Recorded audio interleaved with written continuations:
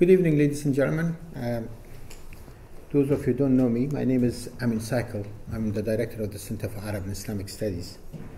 Tonight, it's my very great pleasure to welcome and introduce Niilofur Farrukh, who's visiting us to participate in a very important conference, which is organized by the School of History and co-sponsored by our center on honor killing.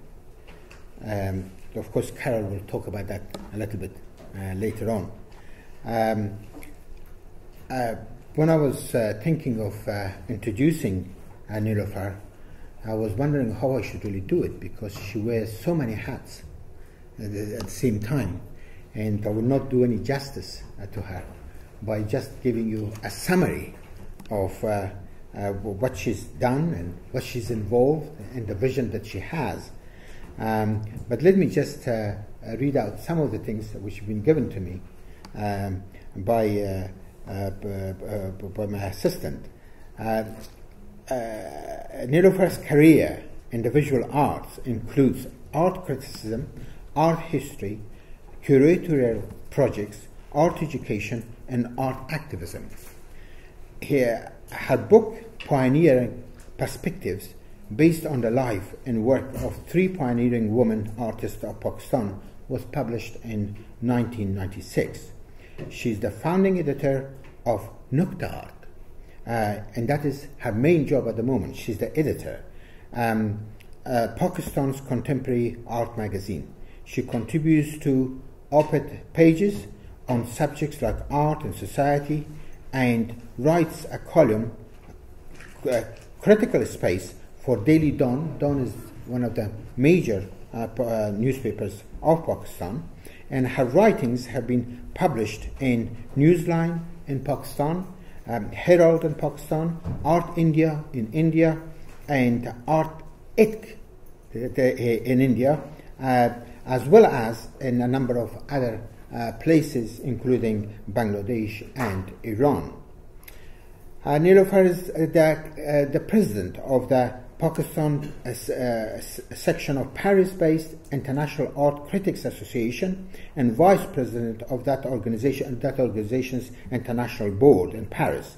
As a curator, she has national and international shows to her credit. She has been Pakistan's commissioner to Asian Art Biennial Dhaka in 2006 and the Tashkent Art Biennial in 2009. She is a former member of the advisory committee of the National Art Gallery in Islamabad and State Bank Gallery in Karachi. In 2006, as the director of the research of FOMA, or Art History Documentation Center, Karachi, she initiated program Art History Pakistan, documenting 6 decades of art based on audio and video interviews.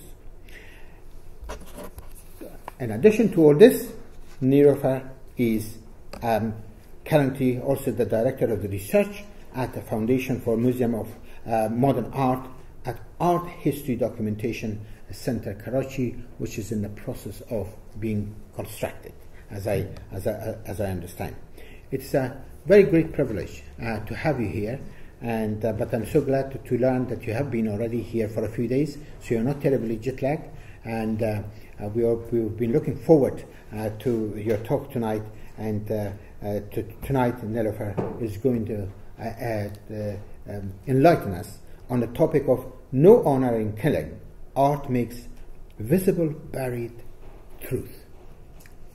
Would you please join me and welcome me? Thank you.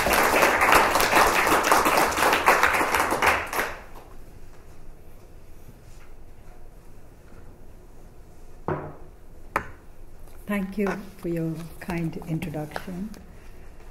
I'm really glad to be here in Australia, because I remember when a geography teacher introduced me to Australia many, many years ago, and talked about all the sheep rearing and the cow herds.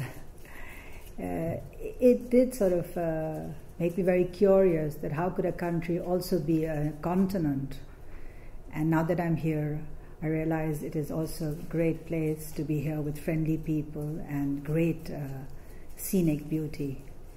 Thank you, Carolyn, for inviting me, and the Center of Arab and Islamic Studies for facilitating my visit. It's indeed a pleasure to be here.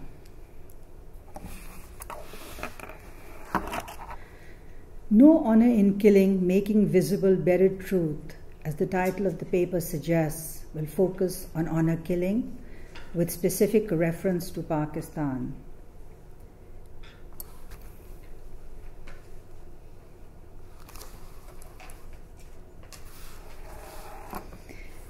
As this slide tells us, honor killing can be best defined as murder in the name of family, clan, or personal honor. While most of the world has become familiar with the term honor killing through media reports, but not everyone is aware of the context in which this archaic practice has flourished. Quite often, the media reports give us a simplistic view of this crime, which creates misleading stereotypes, which I'm sure during the conference many well-researched papers will address. In my paper, I will try to present the complex social, political factors that create conditions under which honor killings take place in Pakistan and threaten the lives of 81 million women, which is half the population of Pakistan. In 2010, 500 honor killings were reported, and this activist belief is only the tip of the iceberg, as most of the honor killings take place in very remote areas where they have no access to police, media, or any form of justice.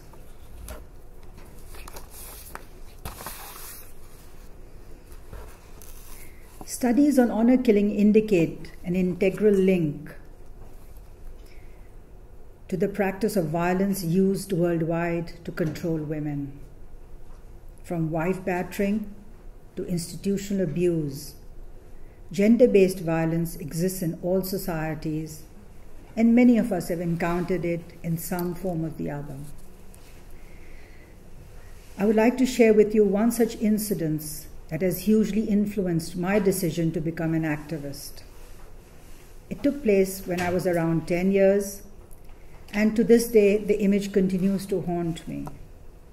I can still recall the veiled woman with an infant in her arms, whimpering and begging for mercy, as her enraged husband kicked and slapped her by the roadside. The poor woman would fall and then struggle to get up and try to walk again till she was kicked again and fell down. When this woman reached the gate of our family house, my parents were shocked by the incident, intervened, and in all probability saved the woman's life. While my mother consoled the woman, my father called the police and forced the reluctant policeman, who did not want to interfere in a domestic dispute, to arrest the violent husband. This intervention taught me that the only way to stop violence against women is not to let it go unpunished. And it is the responsibility of every citizen to safeguard human rights of others, particularly of the less privileged. My parents, with their courage and strong sense of social justice, continue to inspire me, even though they are no longer in this world. I would like to dedicate this presentation to them and all the persons whose efforts have saved the lives of women faced with violence. The highest number of honor killings are reported from countries that are in transition from feudal and tribal social structures to free societies based on universal human rights, and from authoritarian rule to participatory democracies. This transition is symbolized by social contradictions and upheaval, which is evident in the recent history of Pakistan. People often wonder how a nation that overwhelmingly voted for Benazir Bhutto as its woman prime minister, overriding the objections of the conservative clergy, can still have such a large population of disenfranchised women. The election of Benazir Bhutto and the recent establishment of 20% reserved seats in the National Assembly for women parliamentarians and the legislation to protect women against violence are landmark victories in the political struggle for women's rights in Pakistan. The ground reality, however, remains unchanged and requires a strong political will on the part of the state to strengthen the service delivery mechanisms that give women protection, justice, and ensure their constitutional rights.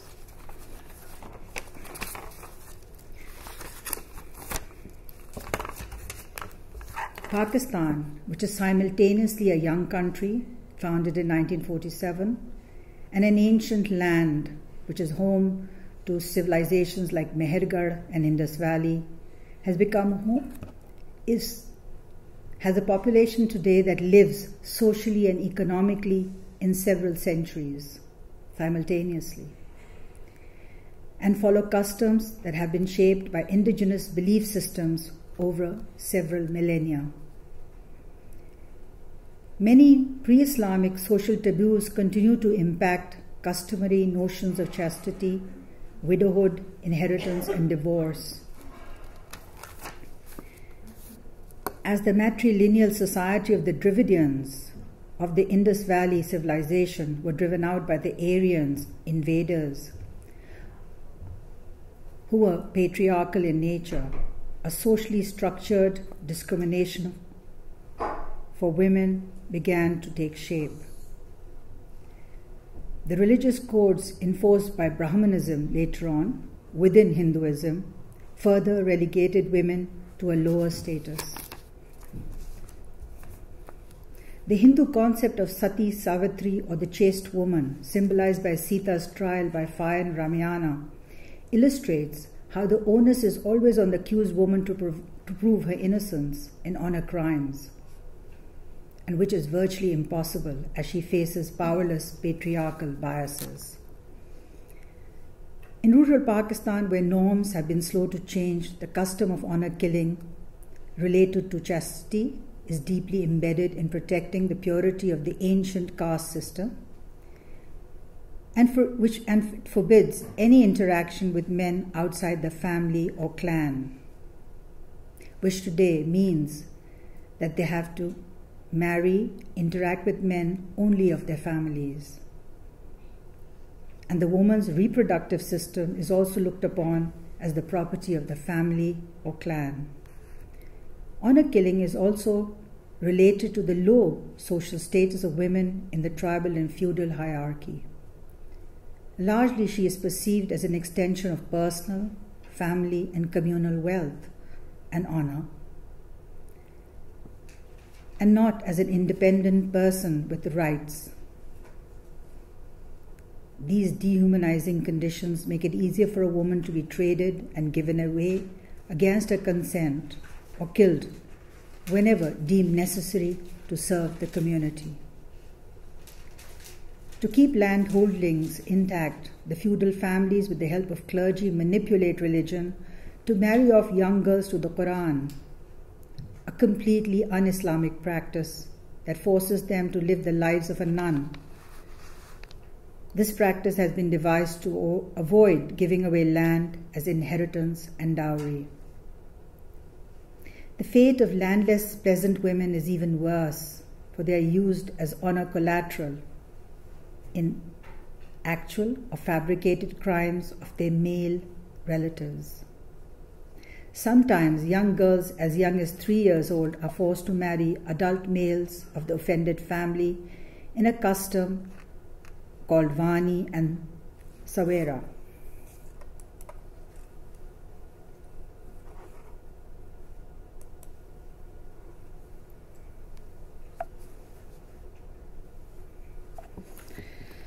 Vani and Savara. The custom of paying a bride price that exists in the northern mountain belt further takes away their rights to exist as free citizens. Samar Minallah, an activist indicates in her research that many brides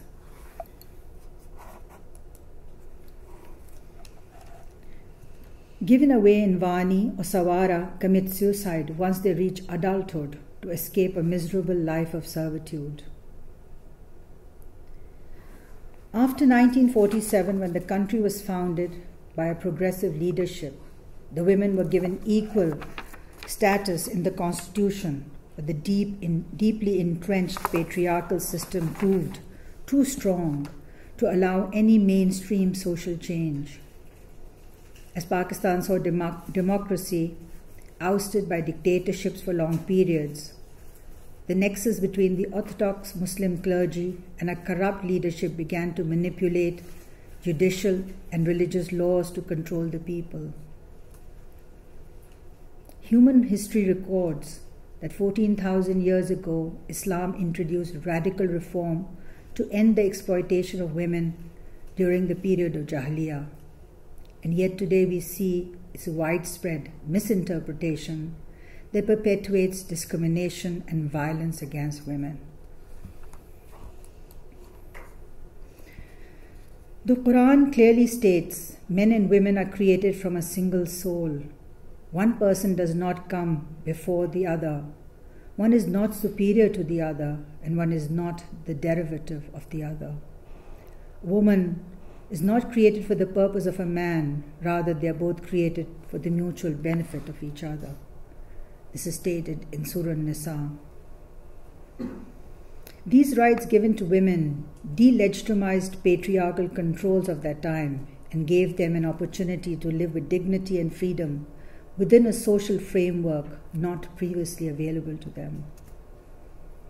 Later, when the clergy gained power, it usurped the right to be the sole mediator of Islam, and the transition from the orthodox values of Jahiliyyah to Islamic enlightenment slowed down and even regressed in some places. The promise of an enlightened age was scuttled when the doors of ijtihad or religious debate were closed. There was also an exclusion of women from the ranks of religious hierarchy. So after the women of the Prophet's household, the only other name that emerges is that of the Sufi saint Rabia Basri. This rupture in the feminine side of the religious discourse strengthened gender bias that exists in the interpretation of religious scholars. The honor code was in existence even during the Prophet's time, and it is acknowledged in the Quran. But to safeguard its misuse, a stringent system based on witnesses of unquestionable reputation and severe repercussions for those who are found to malign the reputation of others was set up and rigidly followed. If Quran gives women rights, then why is it that Islamic societies show such intolerance for the empowerment of women, and heinous crimes like honor killing are condoned and unpunished? The conflict between the rights given by Quran to women and the pre-Islamic social dogma continues well into the 21st century, as authoritarian political systems can be seen conspiring with interpreters of an extremist Islam to pass off the pre-Islamic anti-women traditional practices as an extension of religion in an attempt to give them legitimacy. Despite being banned by the Provincial Assembly in Sindh, the jirga or parallel village judicial system is allowed to operate with impunity under the protection of the clergy, feudal, and corrupt government officials. The jirga, which is usually presided over by the feudal politicians, has no representation of women and has become an instrument to control the population through corrupt practices. In cases of honor killing, the jirga can be bribed to give verdicts that maintain the status quo. Sometimes to save the life of a male member of a very poor peasant family without money, the jirga orders that the women be given in bondage as fine. Dishonor through rape as was seen in the case of Mukhtara Mai, is also sanctioned as a form of punishment if a man from a poor family or a lower caste is found in a relationship with a woman of the other tribe. In 2007, when 5 women were buried alive in Nasirabad in the name of honor, it shocked and outraged the Pakistani nation. Fear and silence in the village surrounded the crime, and it took a report from the Asian Human Rights Commission in Hong Kong to break the news to the world media. No witnesses were ready to come forward, so the investigation, despite the forensic report, came to a standstill. Human rights activists would protest marches, and the proactive media worked diligently to prevent the government from putting the case on the back burner. This stalemate created widespread despondency and a sense of helplessness.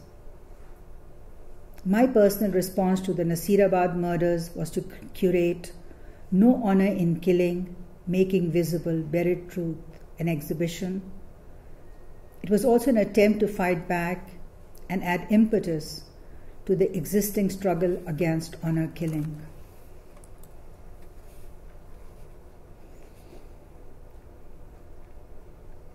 The objective of this exhibition was to explore the efficacy of art as an instrument of social change by testing its potential to sensitize audiences and create awareness on a critical issue in small and big urban centers of Pakistan. As a curator and activist who has been working with the vision of art as an instrument of social change, I decided to develop an unorthodox curatorial strategy in which exhibition and community dialogue would have equal weightage, and both would be an integral part of the project. To achieve this, I collaborated with women activist organizations like War Against Rape, Women Action Forum, Aurat Foundation, Banha, Shelter for Women, and Asna. This project has been a labor of love, and everyone associated with it gave their time gratis. In its later stage, a grant was received from women living under Muslim law that made it possible for the exhibition to be transported to the furthest 3 cities and documented in a catalogue. To keep the focus on the Nasirabad murders, signage with a dedication to the 5 victims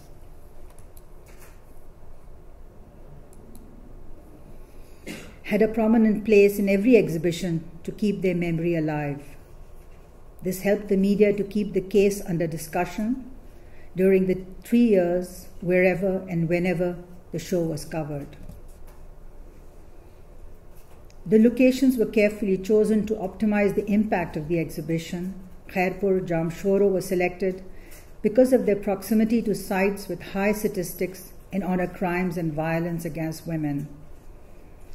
The large cities of Islamabad, Karachi, and Lahore were included because, as important cities, they offered an opportunity to engage with opinion makers, scholars, and media people. Due to the worsening law and order conditions, the exhibition could not visit 5 other towns in regions with high honor killing rate. Whenever possible, activists from these cities were invited to attend the exhibition and share their work with the audience.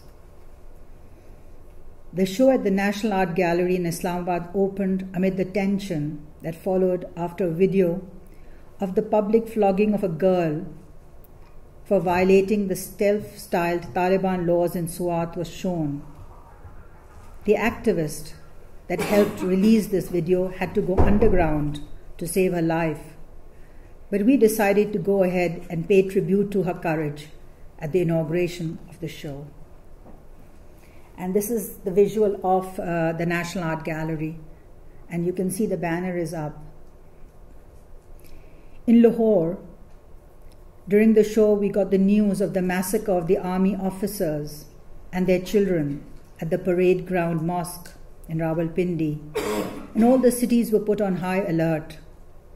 This was also followed by a bomb blast in Lahore while I was there. Despite the uncertainty which restricted the visitors, we let the show complete its duration.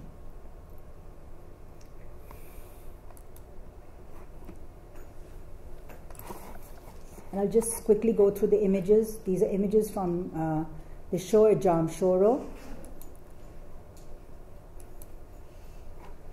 And this is where we had an improvised space at Khairpur. And this is at the National Gallery at Islamabad. And this was at the National College of the Arts, which is our oldest art college in Lahore. It was at their gallery. And of course the group dialogue that took place. This is at the Karachi VM Art Gallery. This is visitors to the show. The core exhibition started with the works of 15 artists, which 5 venues and 2 years later expanded to include the works of 36 artists. Actually, each location, artists from that city were also invited to engage with the theme in their context, and their work was exhibited with the core exhibition. From this collection, some exceptional works were selected for the touring show. The exhibition and community dialogue worked well together to provide a context and raise public consciousness. It took place at 2 levels. The dialogue with the visitors to the show aimed to sensitize them through a discussion on the art on display. Consultations with community activists and organizations were held to identify challenges they faced and collectively seek solutions to honor crimes in the local context. Representatives of organizations working to eradicate violence against women were invited to the inauguration of the show to share their work, which was of special relevance to the local audiences. The exhibition proved to be an important intervention because the different dimensions of the themes of the work provoked many questions. The works were both illustrative as well as conceptually complex. Excuse me.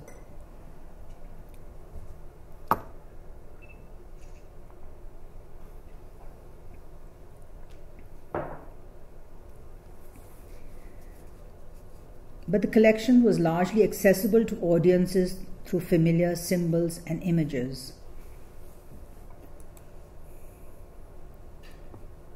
These are images of the community dialogue. The female body represented and discussed through a multiplicity of concepts ran as an important thread through the show. Canada-based Silvat Aziz, whose slide you can see here, in her digital print with the familiar blue burqa superimposed on a vast open landscape lit with a surrealistic light to evoke the alienation and isolation brought about by the inflexible notions of morality for women in diasporic communities.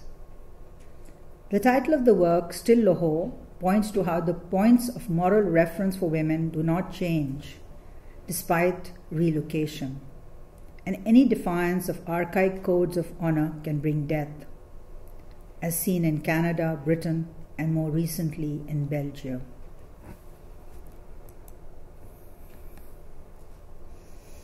Abro, in the syntax of caricature, creates mustaches, a symbol of patriarchal power.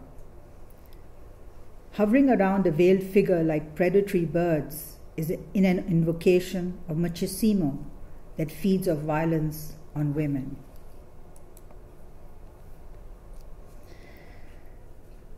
This painting by Mangi illustrates the honor killing of Taslim Solangi near Khairpur. It depicts a woman sucked into the vortex of death as she escapes horrific violence. In this case, her ex-husband had masterminded an attack by his ferocious hunting dogs to avenge the dishonor she had brought about by divorcing him and remarrying.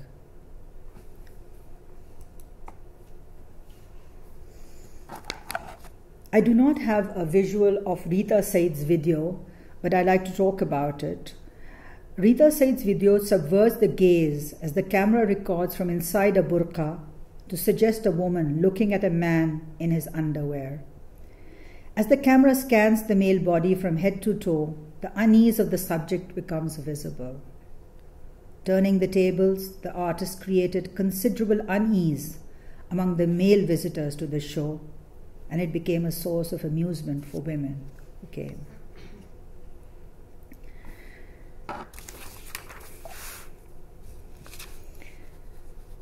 The aluminium foil covered wrought iron figure with its acid-bitten surface was a stark reminder of maltreated and discarded women.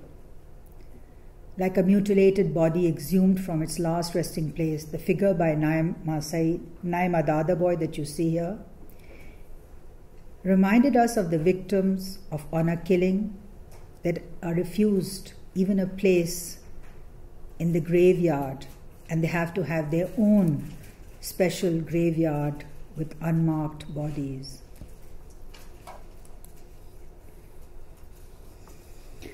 Meher Afroz, with her fabric scrolls in festive colors, references the iconic Urdu verses that are read in school books and popularly quoted and sung. And their message is in stark contrast to the brutalized life of women, which makes them empty slogans. The use of festive colors and fabric embellishment celebrates women despite their marginalized lives.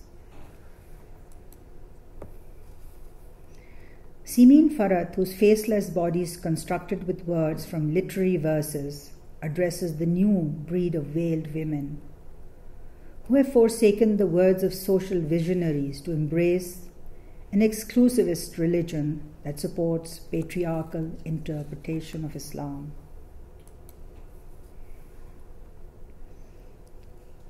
This photographic print by Salman Hassan draws attention to the parallels between the death of political dissidents and honor killings, as both are condoned by the state and perpetuated by a conspiracy of silence.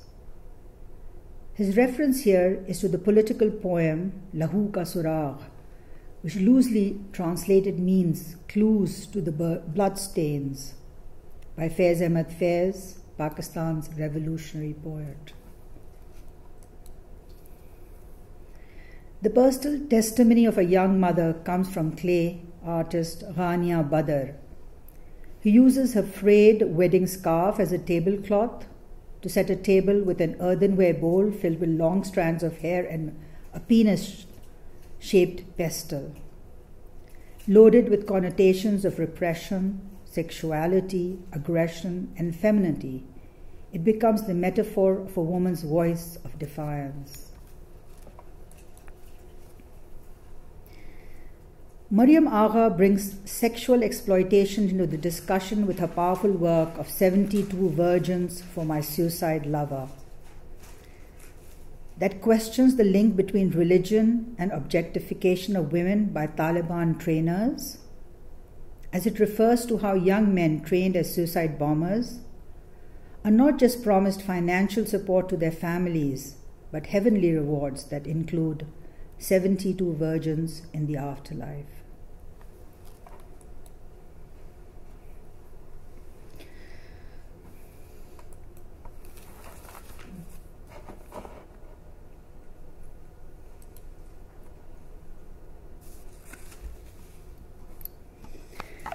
The 3-year-long journey with no honor in killing, making visible buried truth through 5 towns of Pakistan may have started with a sense of helplessness in the aftermath of the Nasirabad murders, but it definitely ended with optimism.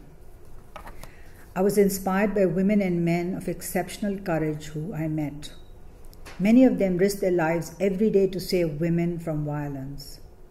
They include lawyers who carry out pro bono cases of honor crime survivors and families, and activists who brave hostile territories to collect signatures in a campaign to execute the ban on jirga in rural Sindh and prevent its corrupt verdicts against women.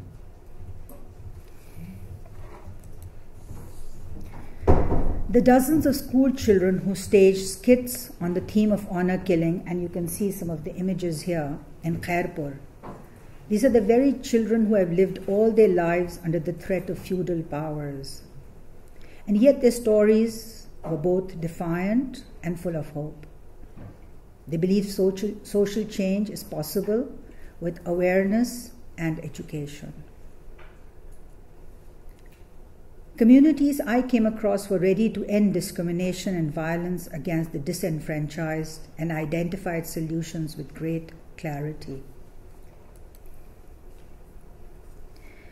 They wanted a strict enforcement of all legislation for the protection of women. They felt a corruption-free and competent system of investigation and justice, and grassroots access to justice was their right.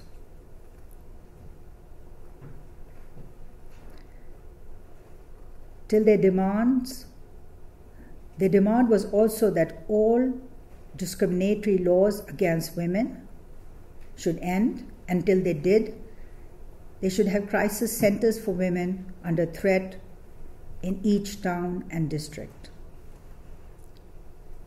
Gender bias was seen as an impediment for which gender sensitization of the police force and officers of the court while handling cases was of utmost importance. The exhibition, to some extent, achieved its purpose to communicate the issues of honor killing and violence against women at different levels, and became a catalyst for a wider community interface. The media coverage of the exhibition for 3 years discussed the Nasirabad murders, even though the powerful politicians prevented justice from being done. As a pioneering curatorial attempt to address a critical social issue through a touring exhibition to these venues, it can be seen as a leap forward in understanding art as an agency of change.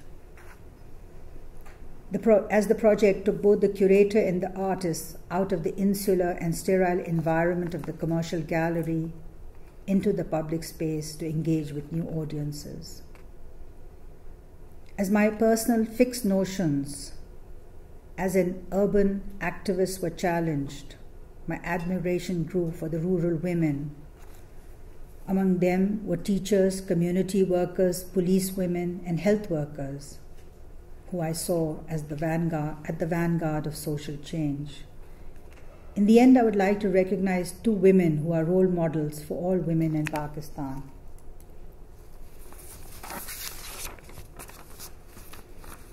Mukhtaran Mai, who was gang raped as a punishment for an honor crime committed by her brother. Her courageous efforts led to the punishment of the perpetrators. She later educated herself after the incident and set up a school near her village in Multan to educate young girls so they can escape victimization. The other person is Mai Jori, a poor peasant woman who defied the local landlord and became a candidate of the people. She campaigned on a donkey cart and has become a symbol of hope for the disenfranchised. Of course, Mai Jori lost, but her valor has made her an important role model. With the emergence of such formidable role models, I can see the success of the struggle to eliminate honor killing, even if it will take a generation to bring the critical change. Thank you.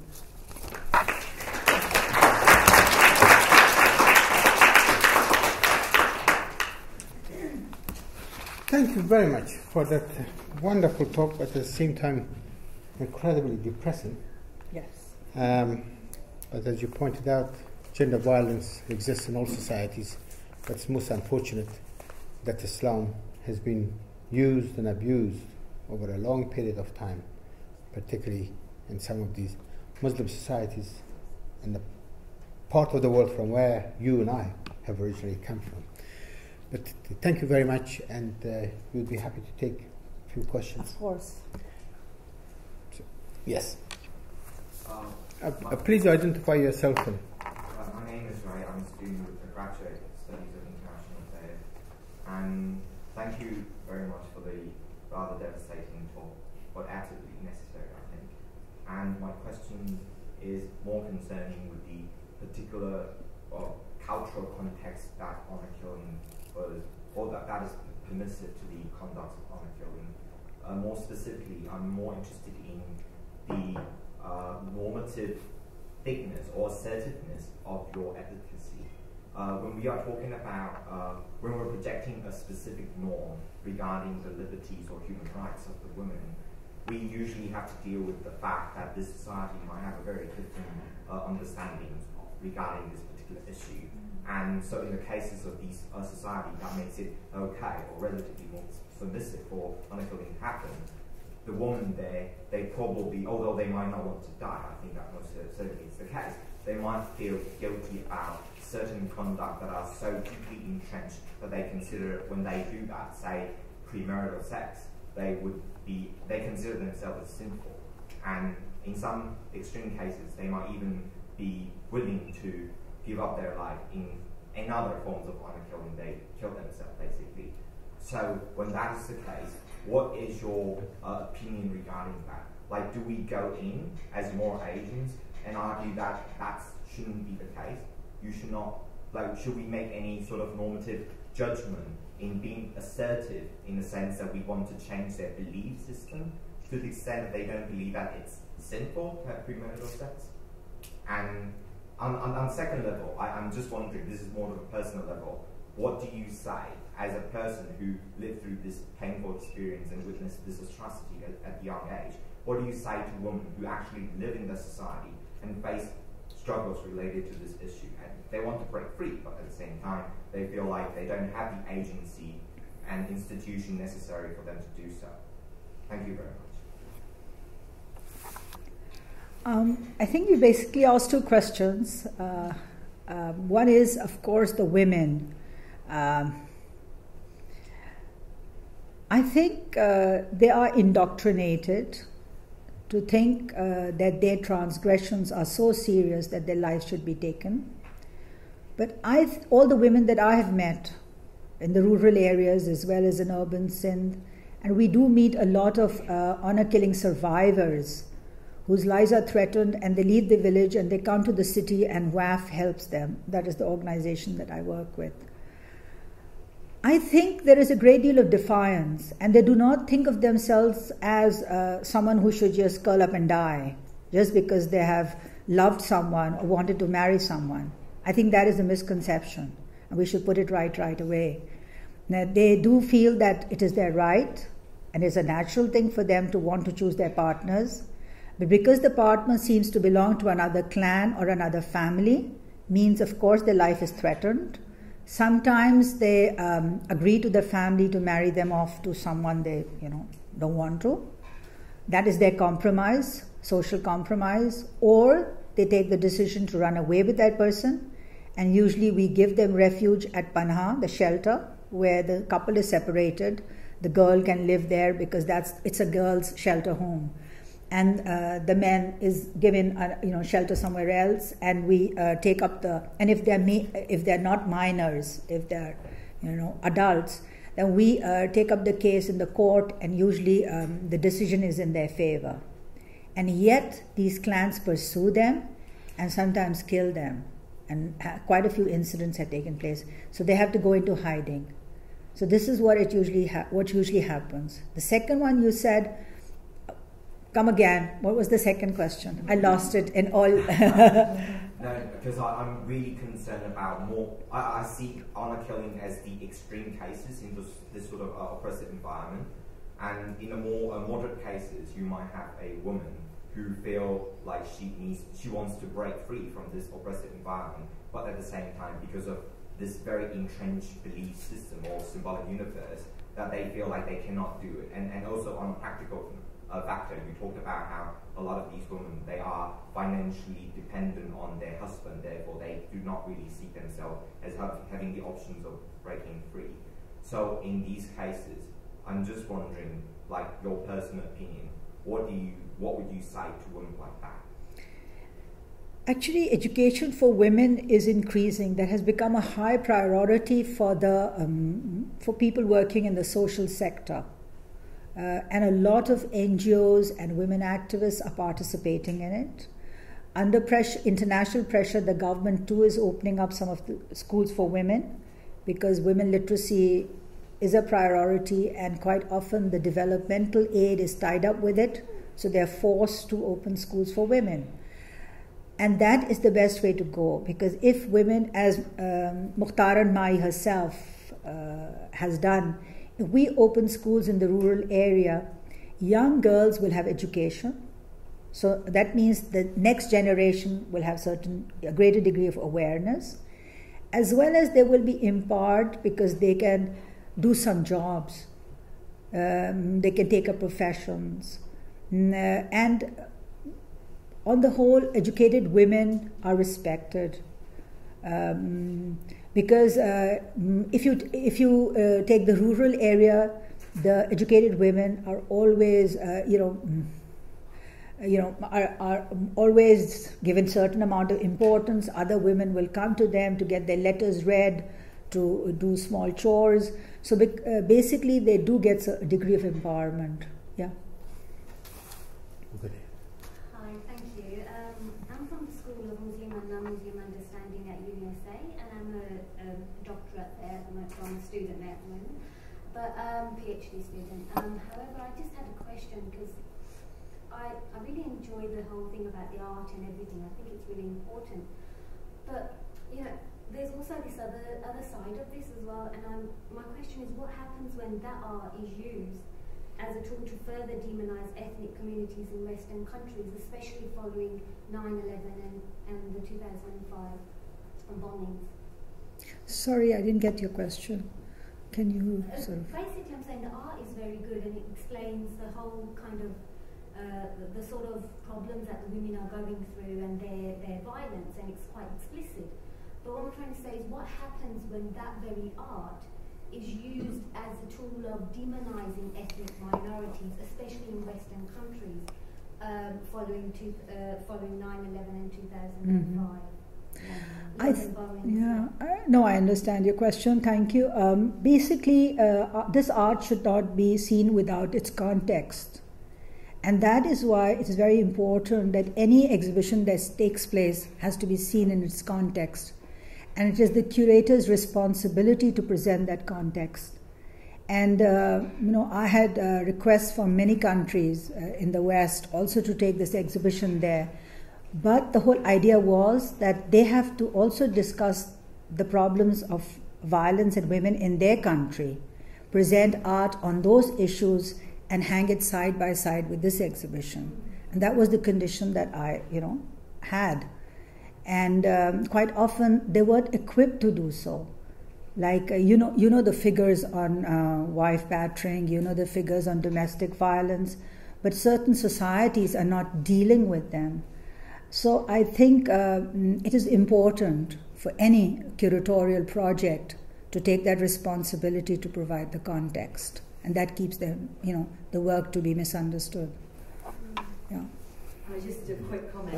I'm sorry, we'll come to you. I just had a quick comment just in relation to that, actually. I'm really happy to hear you say that, because part of my problem with the whole overemphasis on this being culturally specific is that it allows Western countries, if we can say this in a sort of Orientalist sort of tradition that we have within academia and work generally on this subject, is that it allows other countries to feel superior to other countries and say, well, you have this type of violence against women, but we do, but it's not as bad as what you have. And I'm really happy to hear you say that and to hear that you engage in that dialogue, because I think that too often, I'm from the UK, the majority community in my country is allowed to feel superior, when we all know that horrific forms of domestic violence are happening on a day-to-day basis, and femicide, as myself and a number of my academic colleagues would like to term it. But the focus is on honour violence, because apparently that's from communities which are backwards and uncivilised and more barbaric. So I'm really it was just a comment to say I'm really happy to hear that you engaged with, Western art galleries and curators to get involved in that dialogue, because I don't think it's happening enough. So, no, I agree with you. It's not happening enough. My name is Ute Frevert. I'm coming from Berlin, and we'll talk tomorrow. And I think the issue that you just brought up will probably keep us busy throughout the conference. What's actually the difference between all kinds of types of domestic violence against women and honor killings? Is it just another type of domestic violence, or is there some additional meaning to it that might either kind of make it more repressive and more heinous, or might excuse it, depending on what. But my question actually was quite a different one. The definition that you gave in your first slide made me think about the fact that, at least in my country, statistics also count men as victims of honor killings. And I would like to have your opinion on that. Is it possible, for example, when a woman is eloping with a man, and the man is then killed as well by the family clan, is he part of this victimhood that you describe, or would you say that's a different case? No, I think honor killing is rooted in discrimination and a very strict code of honor. Of course, it also applies to men, but statistics show that men get away with it because every family is ready to pay compensation, even trade their women to save the male member of the family. So it is usually the women that get the brunt because they're not protected. No family is willing to pay, even pay a cow or a buffalo in the form of a fine, to save the life of a woman. So the major problem is that women are the most affected by this code of honor. And of course, when a couple elopes, that's a different side of honor killing. It's not strictly under the purview of honor killing. It is more a violation of the honor code. So there are many degrees. Women, because of their low status, are the ones who get punished. Because obviously, if there is sexual activity, a couple is involved. And usually these are rape cases in which the woman is then, the onus is on the woman to prove that, she was raped. And quite often she does not have enough proof. So automatically she's considered as someone who's immoral and who went out there and, sort of indulged in sexual activity. So it's very complex. So there are many, many layers to it. But at the end of the day, the reason we emphasize on the women victims is because they are the ones who usually get the brunt of it. Families are ready to save their men who are, as I explained in the jirga, a verdict can be twisted around to save the man, and there can be a fine, it can be a low fine.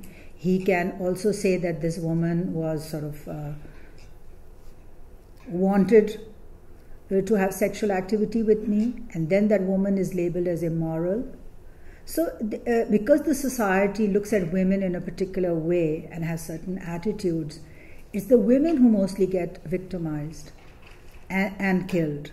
Statistically, it's fewer men and more women. So on that basis, it's women groups are working to help women. And of course, the man, if he comes along and has proof that he too is a victim, we're ready to help him. I hope that answers your question. But it's very complex. It's not black and white, really. We'll go there. Thank you very much for your talk. My name is Nahid Kabir, and I'm from the Center for Muslim and Non-Muslim Understanding from the University of South Australia. I'm a senior research fellow there. Originally, I'm from Bangladesh, so I lived in Pakistan as well in my childhood, so I can relate to the somehow a bit of the living situation there. In Bangladesh, there is the Grameen Bank, microfinancing, talking about the empowerment of women. It's not that there isn't any honor killing or acid attack. Women are very vulnerable there, but I think the Grameen Bank concept is helping in the empowerment of women. So how about in Pakistan, is there quite an acceptance or the practice of this, the Grameen Bank microfinancing? There are some initiatives that are empowering women, but as I said, there are 81 million women. And obviously, Pakistan is an agrarian society, and most of the population lives in the rural areas or in the tribal north. And it's impossible to reach women there. Yet these initiatives are reaching out to villages around the large cities. A lot of change has taken place. Sanghi is one of them. They work under tremendously adverse conditions in the northern areas like Swat, where they've established centers for empowerment of women. There are centers that work in Balochistan. So a lot of effort is being made, but it's not enough to reach out to the 81 million people, women. I'm Marcia Freeman. I'm from the University of Minnesota and participating in the conference. And I'd like to go back before this last question to this issue of definition, because one of the things, I will say this, as an American, I am sometimes embarrassed by Human Rights Watch. And somebody, a radio interviewer today, quoted Human Rights Watch with an extremely narrow definition of honor killing, which I found extraordinarily disturbing, and I couldn't take it on in that context. But if when I'm concerned about narrowing it, understanding and accepting that women bear the brunt of it because of their position, but isn't the larger question that of society, entire cultures saying we can't, this is the only way we can deal with this level of defiance and disturbance. And when the examples that come to mind are those of the killing of couples in India, which is definitely about both of them get killed because they have defied the marriage rules in their village. So I'm a little concerned about narrowing it, even though my whole life has been about women's human rights. I think that to address it effectively, I would resist narrowing it to that degree. Marcia, there's a problem about statistics. Yeah. If you look at that 500 women that died last year, maybe 25 men died. Maybe they were killed. 25 men were killed as compared to 500 women. So yes, there is a degree of narrowing. There is a problem with that, but I think we have to address the larger issue. The larger issue is discrimination against women and the misuse of the honor code. And quite often it is done by men, not by women in the village. It is the jirga, which is predominantly men and has no women representation, that takes these verdicts. The murderer who picks up the axe or the gun is also a man, and usually a young man under 14 who is made to do this act because he will get a lighter sentence being a minor. So there is a whole strategy to control women and maintain the status quo and to defy the law whenever it can be applied. So I think considering all this, definitely, we need to attend to the rights of women first, while we also would like men not to be victims of honor killing, but quite often they are the perpetrators. I'm sorry, but that is the way it is. Thank you, Selena Irfan from ANU School of Politics and International Relations. I'm very much interested in the idea of community dialogue around the issue of honor killings, and you showed us some photos of those kind of dialogues happening. Could you please provide some more information how these dialogues proceed, whether there is a facilitator talking about particular aspects of honor killings and whether participants come up with suggestions and what happens to these suggestions, kind of questions? For the first two exhibitions, we had a facilitation from a War Against Rape, because we didn't want to directly go and discuss honor killing. First, we wanted to talk about violence against women. And the first dialogue took place at the University of Sindh, where we have a very large group of young students who participated in it. And the idea was to break the silence. If somebody is suffering, you must talk about it. And among that group, we also felt a lot of people were ready to defy these very archaic laws, but they needed support, and they needed dialogues like this to think it through, to have other sides of the argument as well. So from that perspective, there was a facilitation and there was a good interaction. In Khairpur, it was slightly different because the dialogue was mainly through performances that we had. And also we discussed those performances later on, because those skits had been written by school children. And these children were from villages where karokari, or honor killing, as it is called in Sindh, had taken place. So they already had some contact with this crime. And so they enacted it through skits. And then we had groups of women who work in villages as advisors, or elderly women, not elderly really, but middle-aged women who came, and we had a dialogue with them. And I think that was the most painful dialogue we had, because when we started talking to them about definition of abuse, what is violence, they had begun to take for granted slapping around or kicking around. And so when you tell them that this is violence, they said, no, but we've always seen our mothers being beaten up. We've always seen our mothers being kicked around. If they haven't cooked the food the husband likes, they get a slap. So, to me, that was the most painful dialogue we had. And we sat through the day discussing with them that what is violence. And I had never thought that it would come to this. And also this was the time when we also met a policewoman. Because during Benazir's time, women were recruited in the police force. And she apparently was among the few police women in Khairpur. And she was crying because she said that, while I am in the police force, but I work with a patriarchal force and I'm unable to do anything. I'm a disgrace to my uniform.